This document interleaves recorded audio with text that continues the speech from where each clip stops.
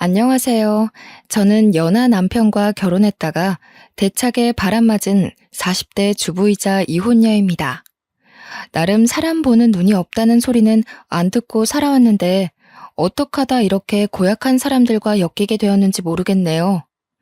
결혼 전에는 미디어를 보며 모진 시집살이를 겪는 며느리 사연들을 봤을 때 솔직히 답답하고 이해하지 못했어요. 왜 바보처럼 당하고만 있을까? 왜 아무한테 말도 못하고 혼자서 참기만 하지? 했는데 세상에나 그게 제가 될 줄 어찌 알았겠습니까? 저는 학창 시절부터 연애를 많이 해왔는데 많았던 연애 경험만큼이나 살면서 중요한 건 우정보다 사랑하는 사람이라고 생각하며 컸어요.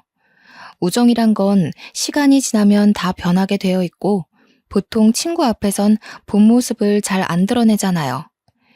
연인 옆에선 나 자체를 사랑해줬으면 하는 마음에 저를 온전히 보여주는데 친구는 그저 순간을 즐기기 위해 만남을 잇는 거니까 가면 쓴 사람들이 훨씬 많다고 봅니다. 저는 평소 유독 친구 관계만큼은 깊이 신경 쓰지 않는 사람이었어요.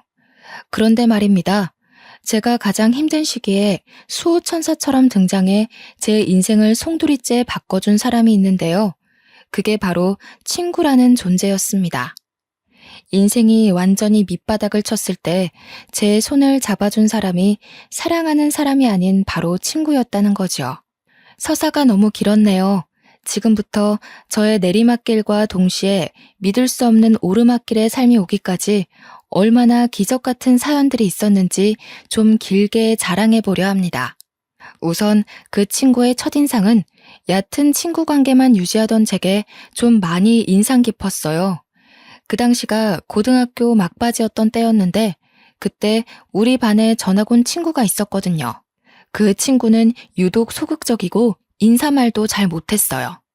어딘가 모르게 주눅이 들어있는 모습이었죠. 다들 전학생이란 것 자체만으로도 관심을 가질 때 저는 그저 시큰둥한 편이었어요. 별로 친구에 대해 진심인 편이 아니었거든요. 그런데 그 친구가 첫인상에 크게 와닿을 수밖에 없었던 건 이름 때문이었어요. 이름이 정둘이라고 하더라고요. 제 이름은 정하나이거든요. 성도 똑같은데 이름의 느낌도 비슷하여 좀 눈이 갔었죠.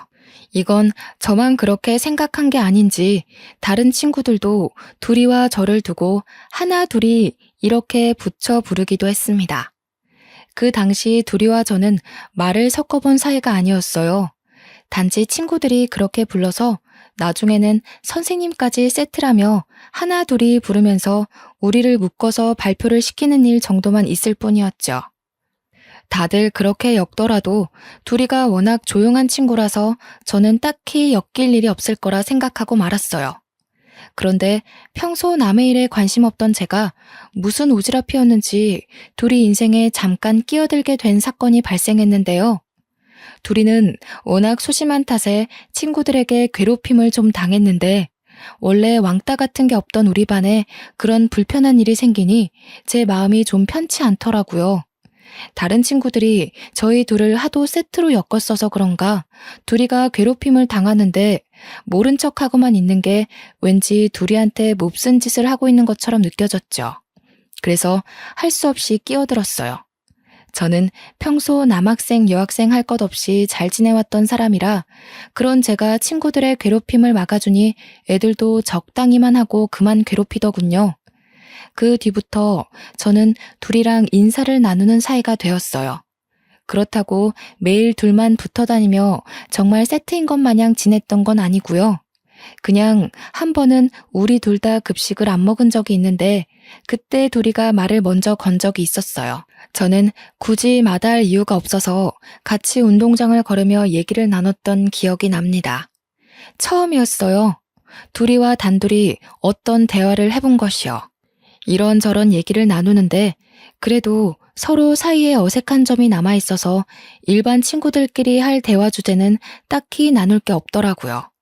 어디 사냐, 공부 잘했냐 이런 것만 묻다가 사람 사이에 안 친하면 얘기할 법한 공식 주제 있잖아요. 서로의 꿈 얘기 말이에요. 커서 뭐가 되고 싶냐는 말이 솔직히 대화의 절반 이상이었다는지요. 그때 저는 둘이의 존재가 더 머릿속에 깊이 새겨진 날이었어요. 저는 꿈이 딱히 없어서 남들 하는 소리인 취집 잘하는 거였는데 둘이의 꿈이 요리사라고 하는 겁니다. 듣고 별 생각 없이 요리를 좋아하냐 물어봤어요.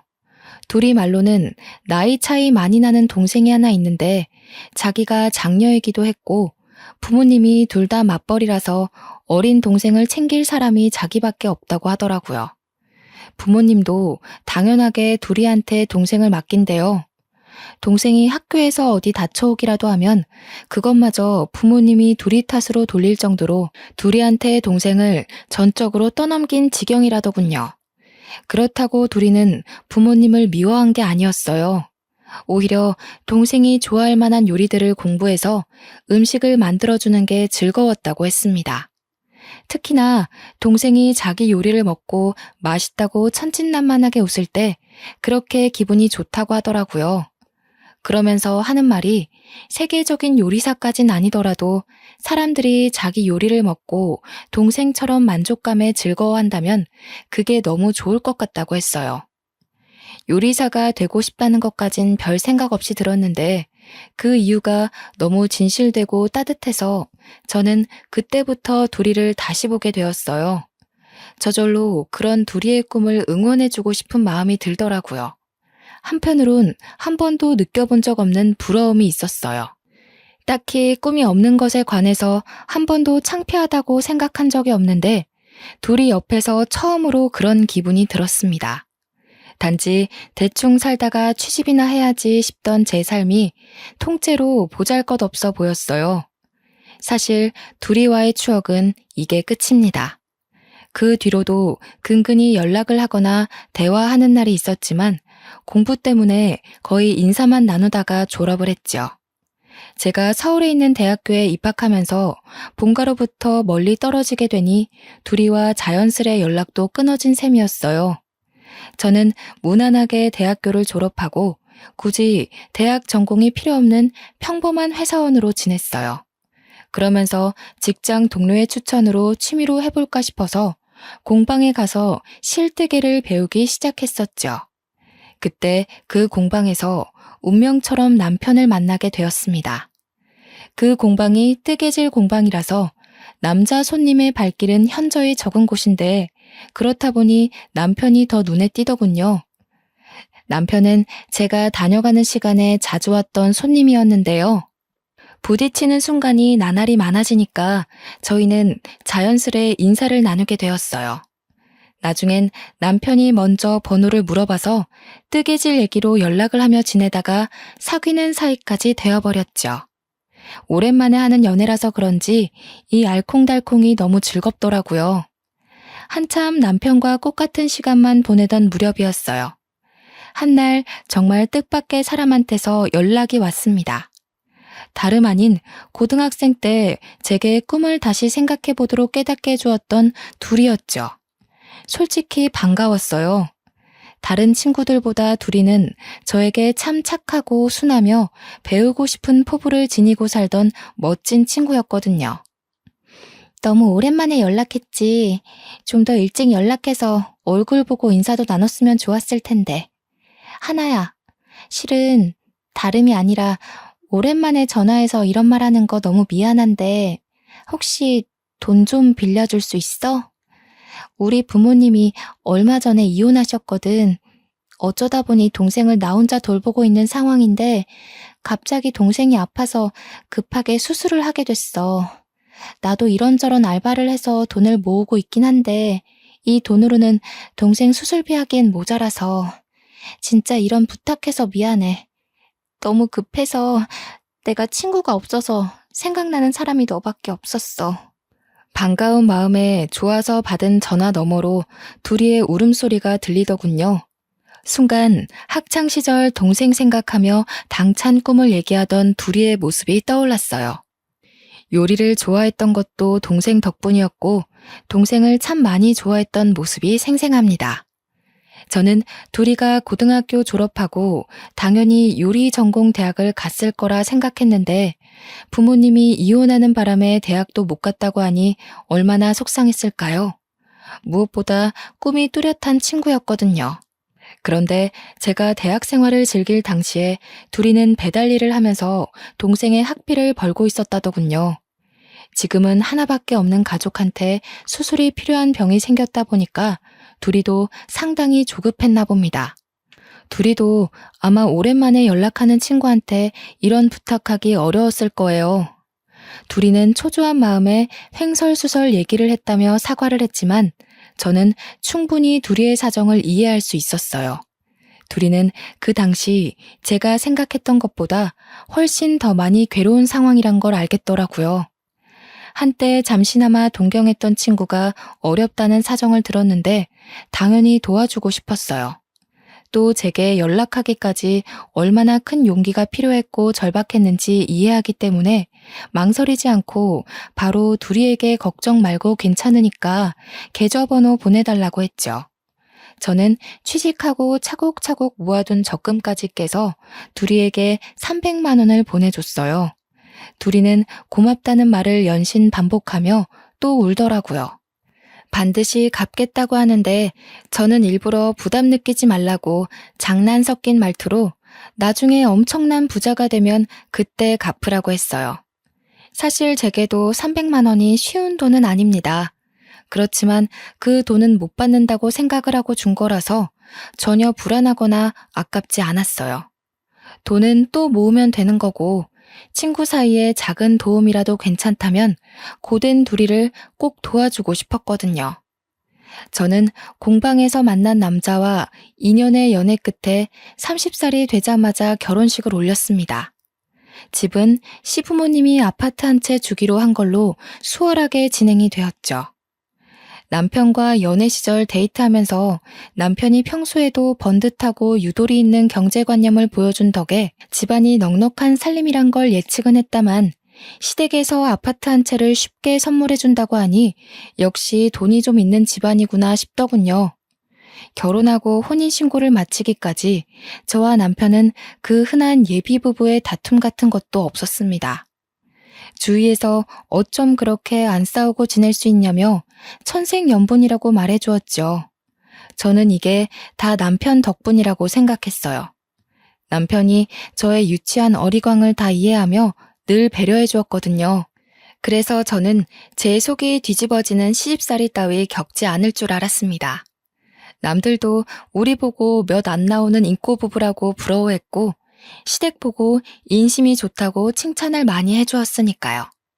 와, 그런데 이게 웬 말입니까? 남들이야 남편과 잠깐 인사해본 게 다이고 시댁 얘기는 저를 통해 들은 게 전부이니 좋게 볼 수밖에 없었겠지만 그들과 이미 식구처럼 마주하던 제가 그 집 사람들의 본 모습을 몰라봤다는 게 지금 생각해도 제 스스로가 머저리 같고 분통이 터집니다. 사람들이 인심 좋다며 칭찬했던 시어머니는 알고 보니 제가 본 사람 중에 제일 꽉 막히고 깐깐한 사람이었고요.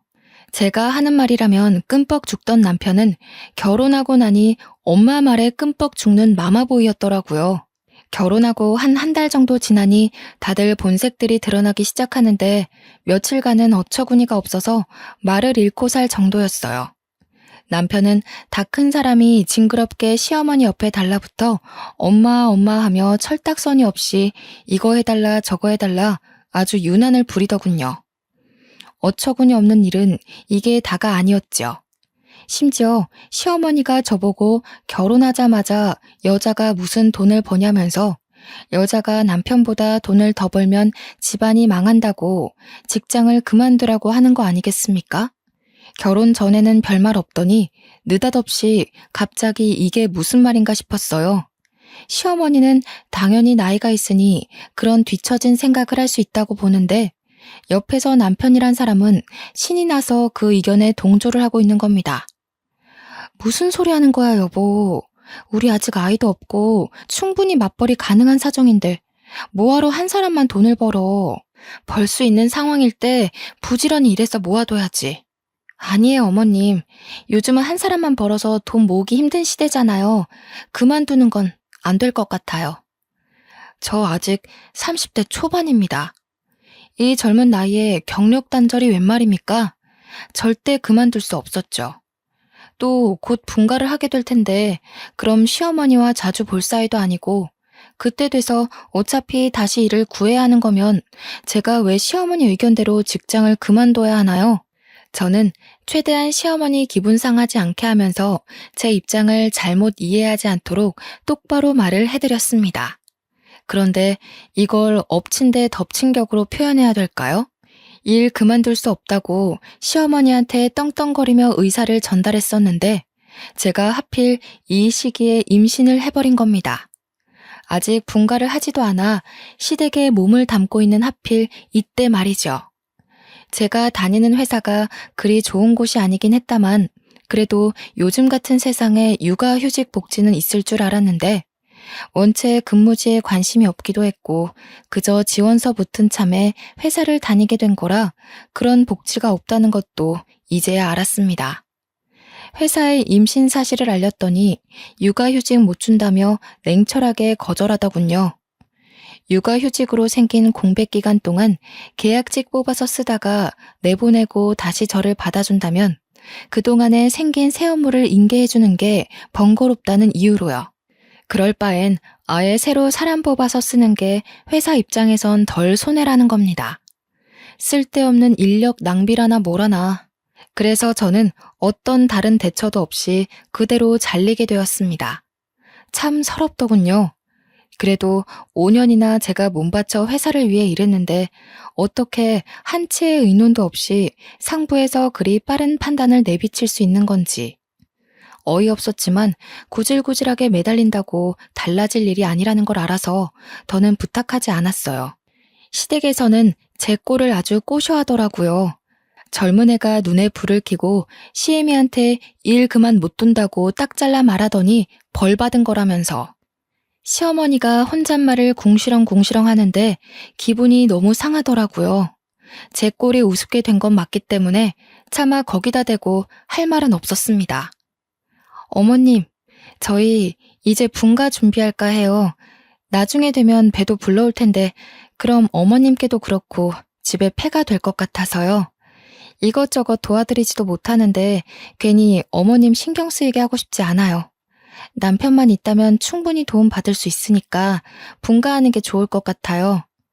제가 분가 얘기를 꺼내자마자 시어머니가 박수를 크게 한번 딱 치더니 갑자기 분가하기로 한 아파트가 월세 계약이 되었다면서 제가 시댁에 적응을 잘하는 것 같아서 분가 생각 없는 줄 알았다고 덜컥 계약을 진행해버렸다는 거예요.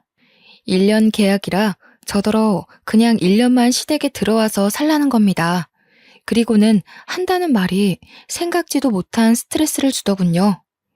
요즘 젊은 사람들은 뭘 제대로 못하더라.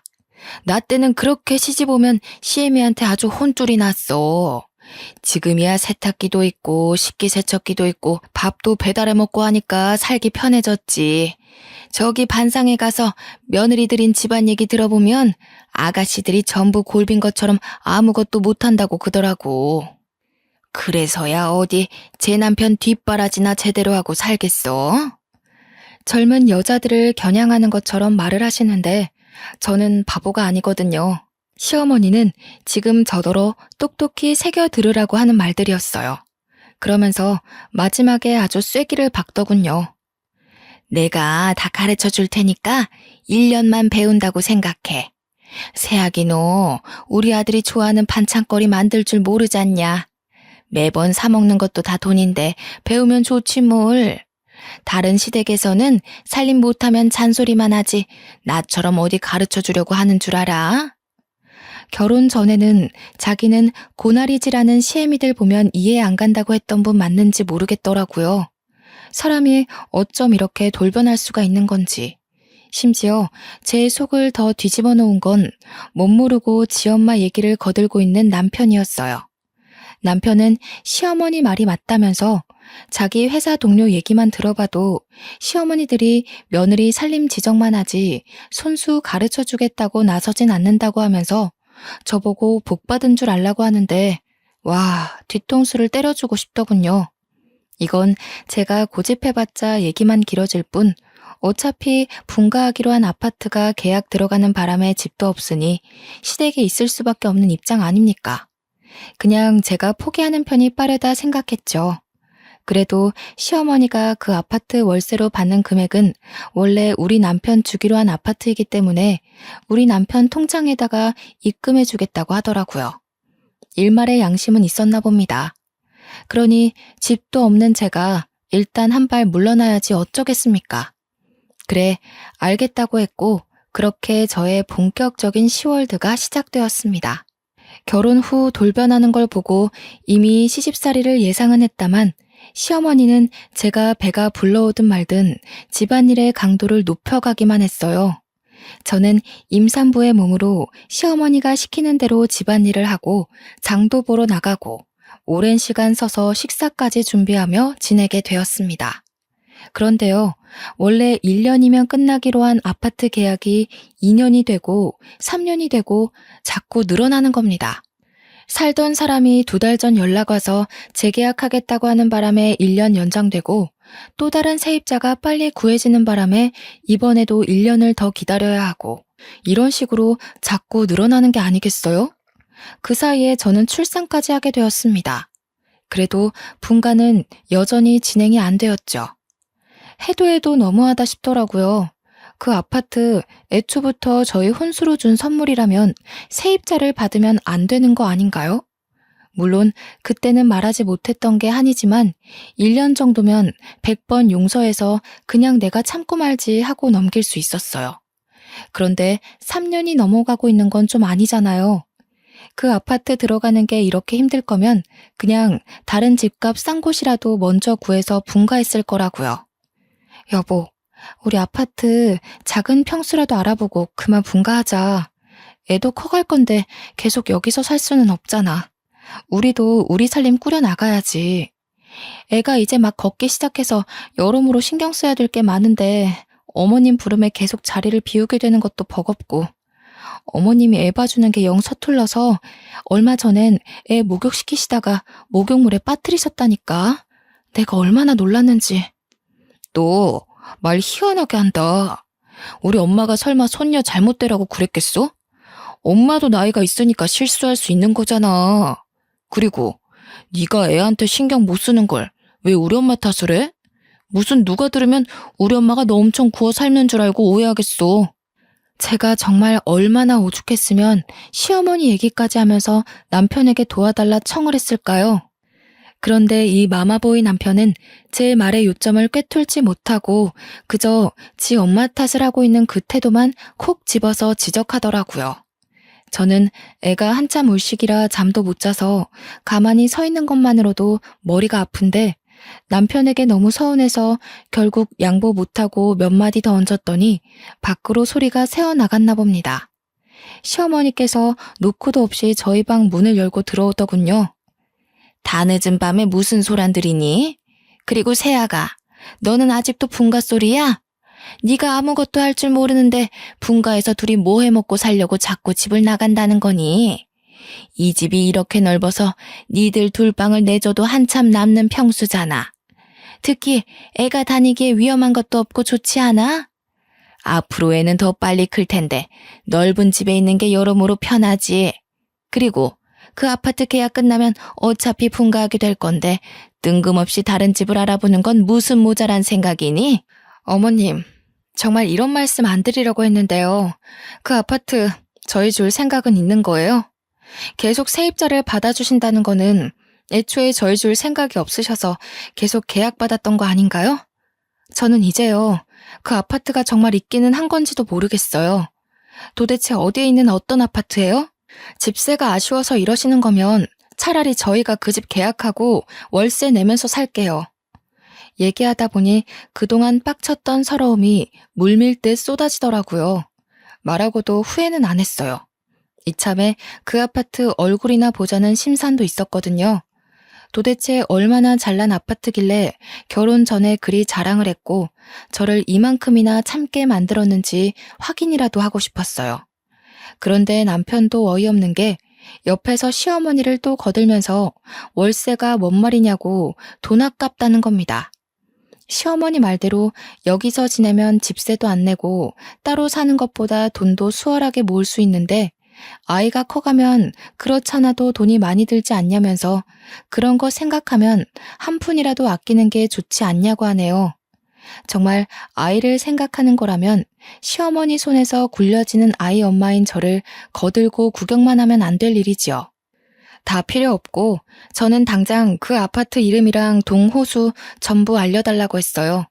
그러니 남편과 시어머니가 망설이면서 눈치를 보더라고요. 너는 어쩜 이렇게 생각이 짧니? 내가 정말 사람을 한참 잘못 봤지. 참한 며느리 들어온다고 아파트 한 채 선물을 그냥 떡하니 해줬더니 그게 의심스러워서 아파트 보여달라고 시애미를 겁박해? 아유, 내 팔자야. 어디 가서 쪽팔려서 말도 못하겠네.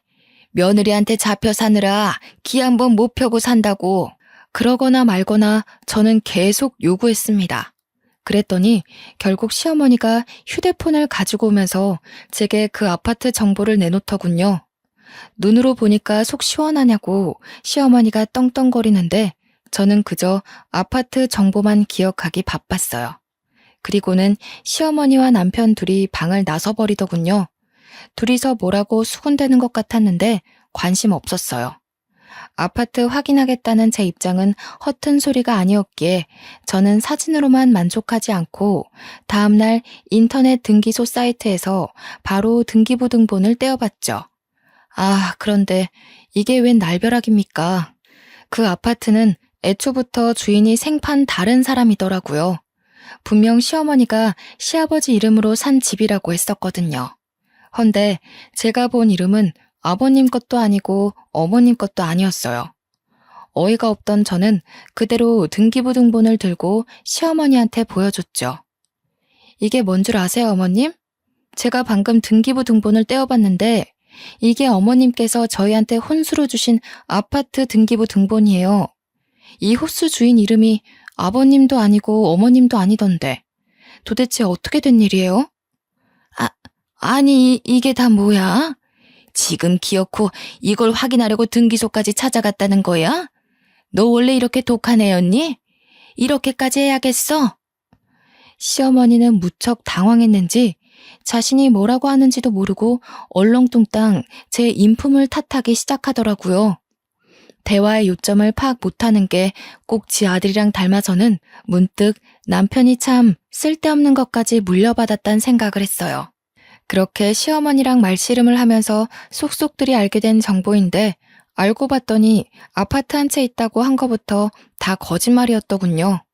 당연히 남편 통장에 월세 넣어준다고 한 것도 다 거짓말이었고 저는 애초에 남편과 결혼할 때 분가하는 조건으로 결혼했거든요. 그걸 따지고 들면서 알게 된 사실인데 남편은 아파트가 준비 안 되어 있다고 하면 제가 결혼 안 해줄 거라고 생각해서 시어머니랑 입을 맞추고서 저를 낚은 거였어요. 2살이 된 딸이 있는 데다가 결혼 생활을 3년이나 보낸 상태였기에 저는 더 큰 배신감이 들었어요.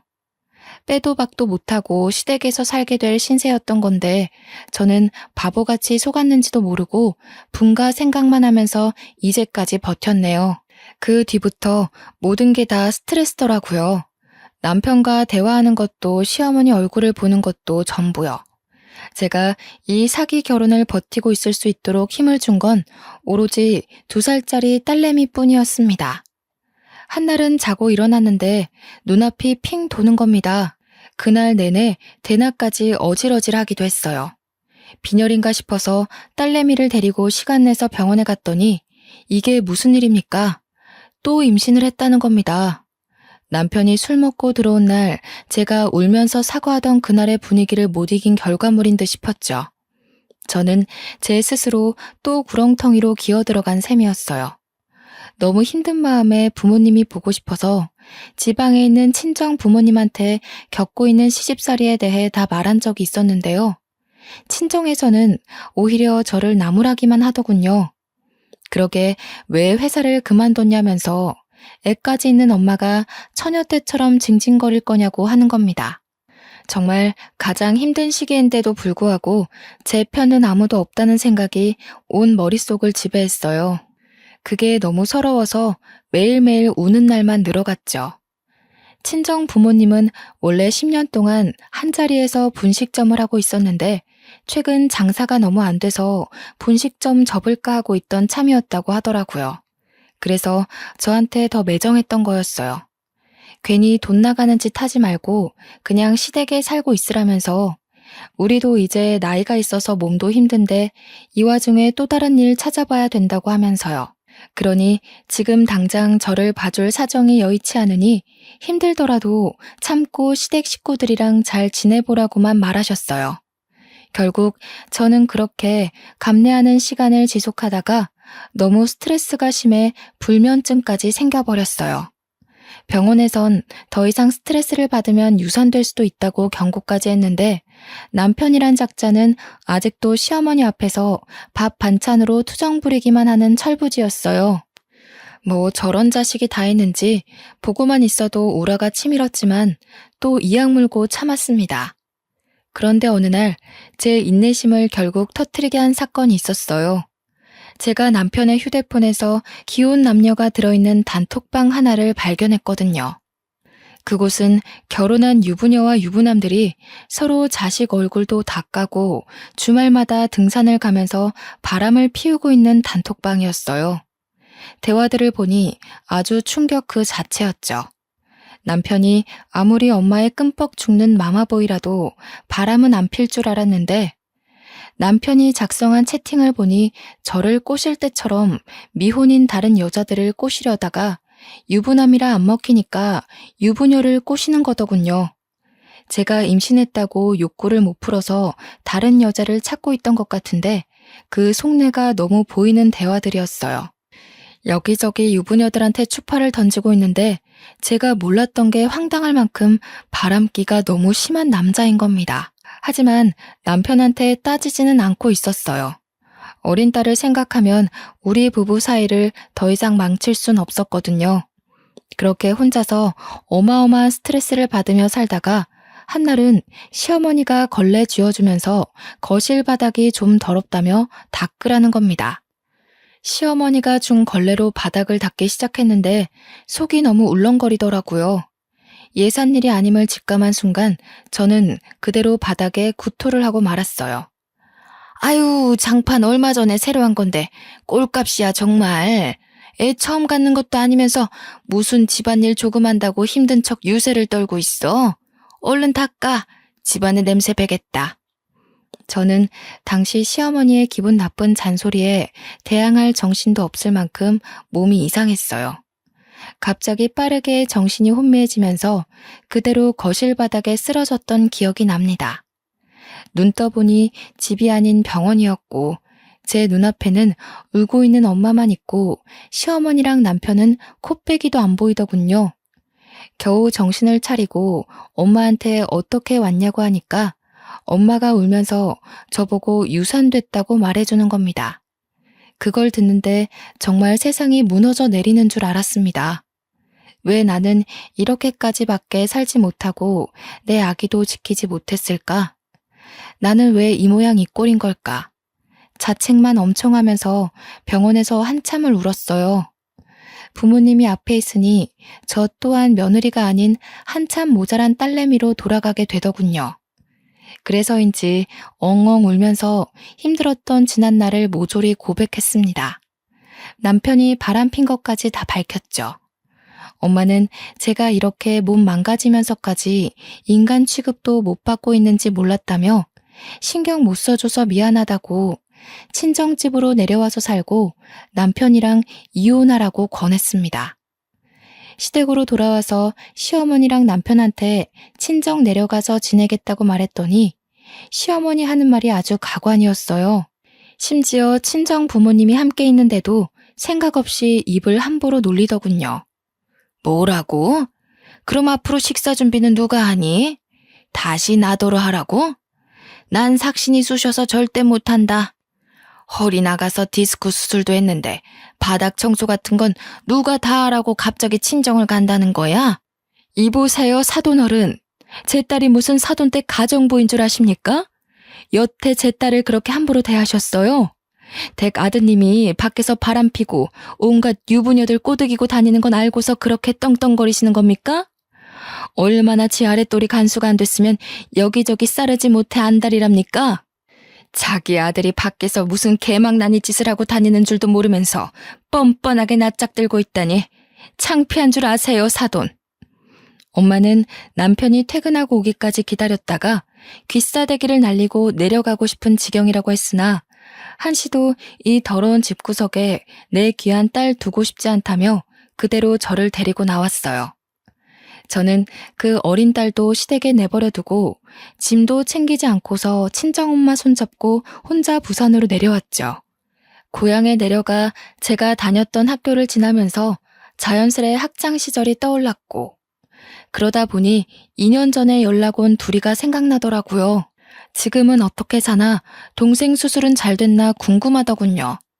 그래서 오랜만에 둘이 연락처를 찾아 전화를 해봤어요. 고마워 하나야. 동생 수술은 너무 잘 됐어. 그때 네 도움이 아니었으면 내 동생 어떻게 됐을지 몰라. 내가 먼저 연락하려고 했는데 요즘 하는 일이 바빠서 결국 네가 먼저 하게 만들어버렸네. 너무 고맙고 미안해. 그래도 나 네가 빌려준 돈 덕분에 고비를 잘 넘겨서 지금은 잘 살고 있어. 너는 어때? 다행히도 둘이는 더 이상 괴롭지 않은 듯했고 계속 제 덕분에 기세가 졌다고 말하면서 고맙다는 인사를 했어요. 그러면서 잘 지내냐고 묻는 말에 저는 숨김없이 모든 걸 말해주었죠. 남편과 이혼 준비를 할 거고 당분간 별거하려고 지금 부산에 내려와 있다고 했더니 둘이가 마침 자기도 부산이라며 시간 되면 만나자고 하는 겁니다. 저희는 그날 바로 시간을 잡아 만나게 되었는데 연락을 오래 안 한 것 치곤 쉬운 만남이었죠. 그렇게 만난 둘이의 모습은 고등학생 때에 비해 훨씬 말끔해지고 비싼 명품백도 들고 있는 게 아니겠습니까? 딱 봐도 잘 살고 있는 모습을 보니 제가 다 기뻐서 어떤 일 하냐고 하는 일이 되게 성공했냐고 이것저것 물어보고 있더군요. 네가 빌려준 돈 300만 원으로 동생 수술 무사히 시키고 남는 돈으로 토스트 장사를 했거든. 노상에서. 옛날에 내가 말해준 적 있잖아. 동생한테 계란 토스트 만들어주기도 했다고. 그걸 대학교 앞에서 팔았는데 생각보다 장사가 너무 잘 되는 거야. 덕분에 그렇게 번 돈으로 동생 재활까지 잘 마치고 본격적으로 가게를 차려서 시작해봤는데 고맙게도 장사가 더 잘 되더라고. 하다 보니 프랜차이즈도 차리게 됐어. 지금 한 5개 정도 운영 중이야. 정말? 웬일이야. 너무 잘 됐다. 너 어릴 때 요리사 하고 싶다더니 정말 하고 싶은 요리하면서 대성공했네? 진짜 너무 축하해. 옛날에도 느낀 거지만 넌 반드시 잘 될 것 같았어. 저는 어릴 적 둘이가 가진 그 포부가 이루어진 걸 보면서 진심으로 축하를 해줬더니 둘이는 오히려 제가 아니었으면 자신의 꿈을 이룰 수 없었다고 하는 겁니다. 저보고 동생을 살려준 은인이고 자신의 꿈을 이룰 수 있게 해준 스승이라면서 제가 받은 은혜를 갚아주고 싶다고 하더군요. 친구끼리 뭘 갚냐고 그때 갚으라고 했던 건 장난이었다고 괜찮다 했더니 둘이가 이날만을 기다렸다고 하더라고요. 그러면서 하는 말이 자기가 사업하는 토스트 가게 하나를 공짜로 줄 테니 친정 부모님이 하고 있는 망한 분식집을 빨리 정리하라고 하대요. 그리고 그 토스트 체인점에서 번 수익은 본점에 내는 수수료 없이 전부 다 가지라고 하는 겁니다. 그것만으로 충분히 보답을 받았다고 생각했는데 둘이는 저만을 위해 한 가지를 더 제안하더군요. 제가 손재주가 좋은 걸 알고 뜨개질 공방까지 하나를 마련해 주겠다고 하는데 저는 너무 놀라서 그렇게까지 할 필요 없다고 거절했어요. 하지만 둘이는 그 당시 정말로 죽을 만큼 많이 힘들었던가 봅니다. 저의 작은 성의가 지금까지도 자신을 힘나게 한다고 하더라고요. 그러다 이번엔 제 사정을 듣고서 서울에 있는 마마보이 남편에게 이혼 소송하라고 제안까지 했습니다. 하지만 돈이 없던 저는 그걸 준비할 만한 여건이 안 된다고 고개를 내저었어요. 내가 도와주고 싶어. 하나야, 변호사 선임에 드는 비용까지 대줄 테니까 소송은 꼭 해. 너 그 결혼 생활하면서 많이 힘들었잖아. 당연히 네 인생 망가진 것에 대한 보상 받아야 되고 시댁에서도 그만한 벌을 받는 게 맞아. 둘이가 조리 있게 이것저것 많이 알려주었는데 덕분에 저는 여의치 않던 마음에 용기가 생기더라고요. 저는 그 이후 시댁이 아파트 있다며 속인 것부터 남편이 휴대폰으로 유부녀들이랑 바람피고 다닌 흔적들 다 모아서 이혼 소송을 때렸습니다. 1년간 시달린 끝에 양육권도 제가 가져오게 되었고 딸아이를 데리고 부산으로 내려와서 공방에서 딸을 키우며 뜨개질 일을 시작했어요. 처음엔 수세미랑 아기 모자 같은 간단한 것들만 만들어 팔다가 조금 더 공부를 하여 파우치나 젊은 사람들이 좋아할 만한 생활용품들을 만들어 팔았더니 생각 외로 꽤 반응이 좋은 겁니다. 하다 보니 욕심도 나고 배우는 것도 재밌고 해서 아예 가죽 공예까지 공부를 한 다음 직접 지갑이랑 가방, 휴대폰 케이스도 만들어 보았어요. 한 땀 한 땀 예쁘게 만들어서 가격도 올려받아 온라인 사이트에 팔아봤더니 이게 웬일입니까? 대박이 난 겁니다. 한 달 수익이 제가 다닌 보잘것없던 회사 급여보다 훨씬 월등했어요. 다행히 우리 딸에게 어렵지 않게 모든 걸 지원해 줄 수 있는 여건이 되었고 그것만으로도 저는 발 뻗고 편히 잘 수 있게 되었죠. 단순히 취미로만 썩혔던 제 손재주를 둘이가 알아준 덕분에 저는 더 큰 곳에서 솜씨를 발휘하게 된 셈인데요. 친구를 잘 뒀다는 말을 이럴 때 해보나 봅니다. 우리 부모님도 둘이 덕분에 차린 토스트 가게로 장사를 막 시작했는데 수익이 너무 좋다더군요. 일주일에 두세 번씩은 둘이가 우리 딸 먹으라고 공방으로 본인이 순수 만든 수제 간식을 가지고 옵니다. 딸이 둘이를 얼마나 좋아하는지 이모 왔다면서 조망만한 입술로 이모 부르며 달라붙는데 아마 둘이가 우리 딸을 엄청 예뻐하고 아껴줘서 딸이 더 따르는 거겠죠.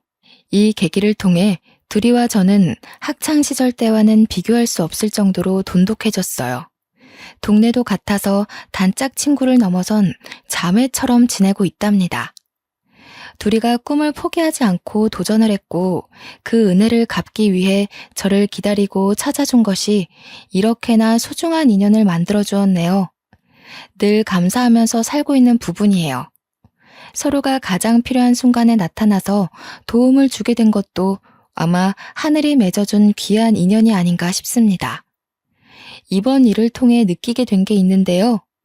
도움이 필요한 사람에게 내가 해줄 수 있는 물질적 크기가 얼만큼이냐라는 건 중요한 게 아닌 것 같아요.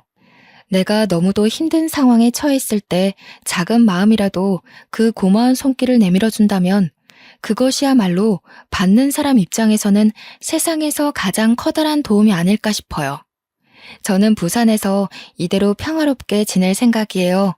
앞으로 이 행복이 쭉 오래되었으면 좋겠네요. 다들 저처럼 주변의 소중한 인연들로 인해 행운 같은 나날들을 보내시길 바랍니다. 느린 손가락으로 눈 아프게 글을 써내려가다 보니 벌써 늦은 밤이 되었군요. 그럼 편안한 밤 되세요.